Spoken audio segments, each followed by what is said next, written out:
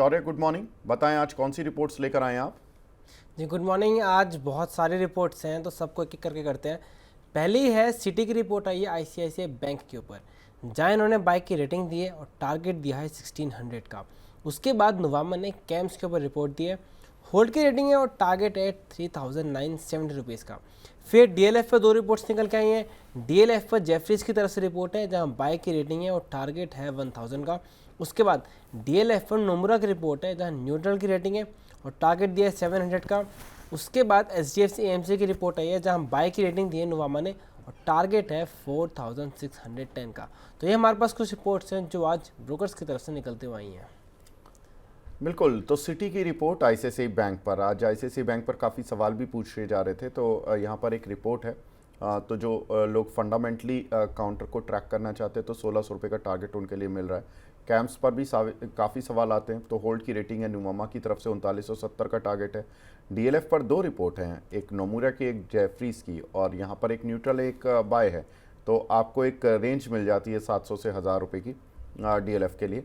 और HDFC AMC, इस पर काफ़ी रिपोर्ट्स आई हैं। मार्केट में जिस तरह का मोमेंटम खासतौर से रहा बाउंस बैक वाला, और दूसरा इम्पॉर्टेंट मोमेंटम था म्यूचुअल फंड्स के पास, जिनके पास फ्लो काफ़ी तेज रहा है अभी तक। उसके चलते एचडीएफसी एएमसी यहाँ पर 4610 का टारगेट नुवामा भी दे रहे हैं। पीछे आई थिंक मोतीलाल ओसवाल जी की भी एक रिपोर्ट आई थी एचडीएफसी एएमसी पर, तो काफ़ी अच्छी रिपोर्ट्स इस पर आई हैं।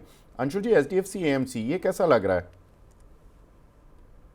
देखिए काउंटर, ये एएमसी के जितने काउंटर हैं इसमें आदित्य बिरला सनलाइफ ठीक लग रहा है। उसके बाद सेकंड अच्छा एचडीएफसी एएमसी लग रहा है। वीकली चार्ट पे एक छोटा सा बॉक्स टाइप ऑफ बना के रिवर्सल की कोशिश कर रहा है। अगर 4050 4100 इस रेंज के ऊपर टिक जाता है तो काउंटर में 4500 रुपए तक की अपमूव आ सकती है।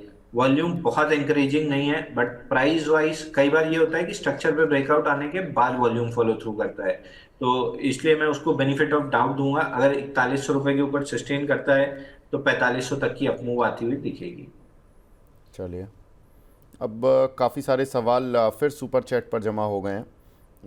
एक हैं हमारे साथ अनिरुद्ध मदान जी, जिन्होंने पूछा है केन्स टेक्नोलॉजी पर टारगेट बता दीजिए।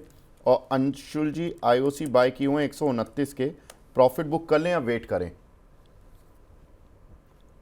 ये आईओसी 139 रुपीज जाते हुए दिख रहा है। 139 तक के लिए वेट करना चाहिए। फ्राइडे बेहतरीन वॉल्यूम था।